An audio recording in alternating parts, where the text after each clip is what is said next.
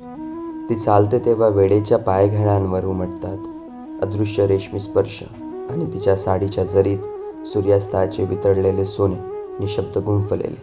ती म्हणजे संध्याकाळी उतरणारी आरती, आकाशाच्या काठावर थरथरणारी ज्योत, आणि तिच्या साडीचा तो जरीचा किनारा जणू नियतीच्या पुस्तकावर देवाने स्वतः ओढलेली सुवर्णरेषा.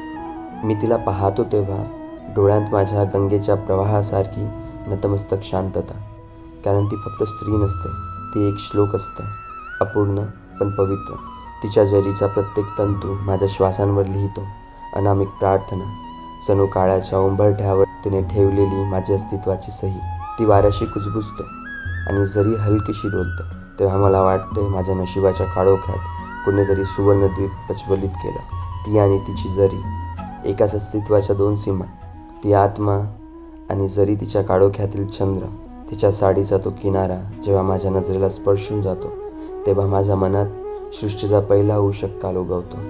आणि मी नुसता पाहणार नसतो, तर तिच्या सौंदर्याच्या अंतःकरणात विरघळलेला एक मौन श्लोक. तिच्या साडीचा तो काठ जेव्हा सितीचा सारखा डोलतो तेव्हा माझ्या हृदयात उगवतो एक अदीम सूर्य, जो शब्दांनाही जाळून टाकतो, आणि उरते फक्त निर्वाणीची प्रार्थना. ती आणि तिची जरी, एक आत्मा आणि त्याचे तेजोलय, एक स्त्री आणि तिच्या अस्तित्वाभोवती विलसणारी अनंततेची सीमा. आणि मी एक फक्त प्रवासी, तिच्या त्या सुवर्ण सीमेवर माझे सारे प्रश्न ठेवून मौन झालेला.